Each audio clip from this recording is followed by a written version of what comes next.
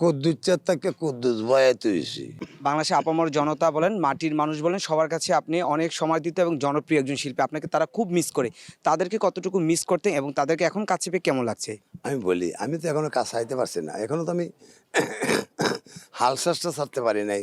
হাল শ্বাস তো অনেক করতে আছি, কারণ সরকার হগলে বইছে যদি আমাকে লাইন দেয়, আমি চাই এই সরকার আমার দিয়ে কাজ করাবে। মাদকে ভরে গেছে দেশটা, প্রত্যেক স্কুলে হাই স্কুলে সন্তানরা মাদক, রাস্তাঘাটে মাদক, সবখানে মাদক। এই মাদক থাকলোই না। আমি যদি এদের সামনে আর অভিভাবক হইলেও আমি এক সময় আমি এদের অভিভাবক ছিলাম, এদেরকে আমি তো গানে গানে বোঝাইতাম। এক্সট্রিম মশার কয়েল প্ল্যান্ট ফাইবার দিয়ে তৈরি, তাই সহজে ভাঙে না, সুগন্ধিযুক্ত ও নিরবিচ্ছিন্নভাবে জ্বলে। ডেঙ্গু, চিকুনগুনিয়া বাহি সহ যে কোনো মশার বিরুদ্ধে দেয় এক্সট্রিম সুরক্ষা। হ্যাঁ, যে মাদক খুব খারাপ জিনিস, এটা আমার তোমরা যাইও না। এই ইফটিজিং কথা রাখবে না, মেয়েদেরকে যেটা করে এইটাও আমি এটা মাঝে মাঝে কইতামারি কই এইটা।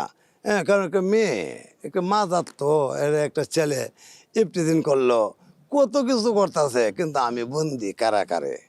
এই যে 8টি আমার বন্দি, কারণ আমি কই আমার তো এই মালটাই নাই। আপনার এক সহকর্মী বলেন কাঙ্গালি সুফিয়া, উনি কেমন আছে? ওনার সাথে যোগাযোগ আছে? আমি একটু কথা বলি, আমার নাম হলো কুদ্দুসের থেকে কুদ্দুস বয়াতে হয়েছি, আর কাঙ্গালিনী হয়েছে কাঙ্গালিনী জায়গায়।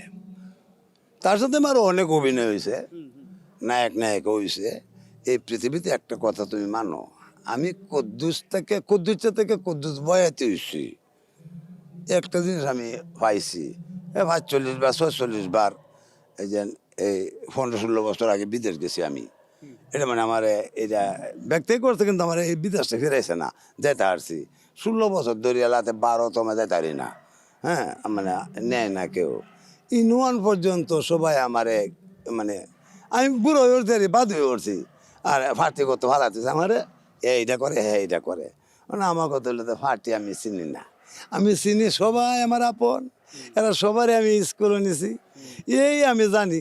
আর ফার্টি গীতা বের নামে আমি গান গাই, আমার তো ওখানে মস্ত নাই, আমার আইতা আছে, আমি গান গাইতেছি।